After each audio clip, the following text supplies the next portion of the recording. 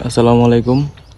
আজকে আপনাদের সাথে একটা জিনিস শেয়ার করবো, সেটা হলো যে আজকে হঠাৎ করে আমার এই যে ফলগুলো চেক করার সময় আমি খেয়াল করলাম যে এই যে ফলগুলোতে কিছুদিন আগে মিলিবাগ আক্রান্ত হয়েছে। এগুলো সফেদা গাছে প্রায় সময় হয়, তা আমি এগুলোর জন্য স্প্রে করি, মিলিবাগ রিমুভের জন্য নিমের পানি স্প্রে করি। কিন্তু আজকে একটা জিনিস খেয়াল করলাম যে এই যে লাল পিঁপড়াগুলো আছে, আমার মনে হইতেছে যে এগুলো আপনার এই যে মিলিবাগগুলোকে খেয়ে ফেলতেছে।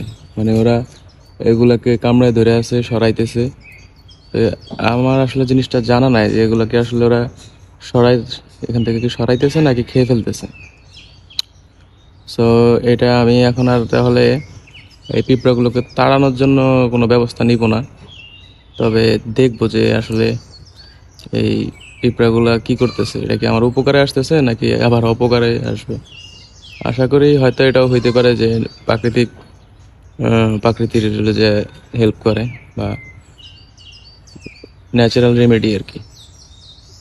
সো দেখি কি হয়, আপনারাও জানাবেন যদি কোনো আইডিয়া থাকে যে ওরা আসলে কি খাইতেছে নাকি ই করতেছে। তবে দেখে মনে হইতেছে যে খাইতেছে।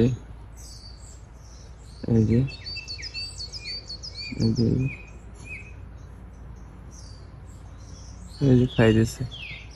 দেখছেন মিলিবাগগুলো কিন্তু খুব সক্রিয়, ওগুলোর ওই যে পশম পর্যন্ত দেখা যাইতেছে, ওরা কিন্তু অ্যাক্টিভ। আর এই যে পিঁপড়াগুলো এগুলো খাইতেছে। হ্যাঁ, আচ্ছা দেখি এগুলোর জ্বালায় এই যে সফেদাগুলো নষ্ট হয়ে যায় প্রায় সময়, পরিপক্ক হওয়ার আগেই নষ্ট হয়ে যায় পচনদরে। আশা করি এই পিঁপড়াগুলো যদি এগুলো সরায় দেয় প্রথম থেকেই, তাহলে আর সমস্যা হবে না।